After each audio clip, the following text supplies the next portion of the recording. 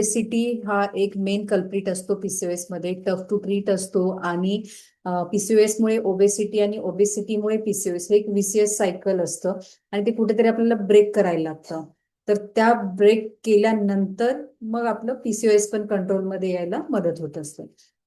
तर त्याच्यामध्ये आपण ओबेसिटी हा का आपण जास्त फोकस करतो, अदर दॅन पीसीओडी पण, की काही कार्डिओव्हास्क्युलर डिसिजेस असतात, काही हार्ट डिसिजेस असतात, ब्रेन रिलेटेड प्रॉब्लेम्स असतात. तर ते ज्यांचं वेट जास्तीचं आहे त्यांच्यामध्ये त्या हायर रिस्क.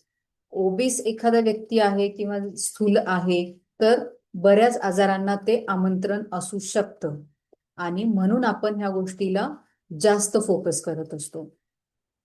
तर जेव्हा आपण ओबेसिटी म्हणतो तर प्रत्येकाची ओबेसिटी ही सारखी नसते आणि त्याचे काही प्रकार आहेत. तर ह्यातला हा एक मेन मी तुम्हाला फॅट डिस्ट्रीब्युशन संदर्भात दिलेला आहे, की आपण म्हणतो की एक ऍपल शेप ओबेसिटी आणि एक गायनॉइड पियर शेप ओबेसिटी अशी असते. तर आपण जी गायनॉइड ओबेसिटी म्हणू की मेनली सेंट्रल ओबेसिटी जास्त फिमेल्समध्ये बऱ्याच वेळेला दिसते आणि ती जास्त त्रासदायक असते, टफ टू ट्रीट असते आणि नीड्स मोर फोकस्ड ट्रीटमेंट किंवा त्याचं आपण वेळेतच एक ऍक्शन घेणं त्या ओबेसिटीवर हे गरजेचं असतं.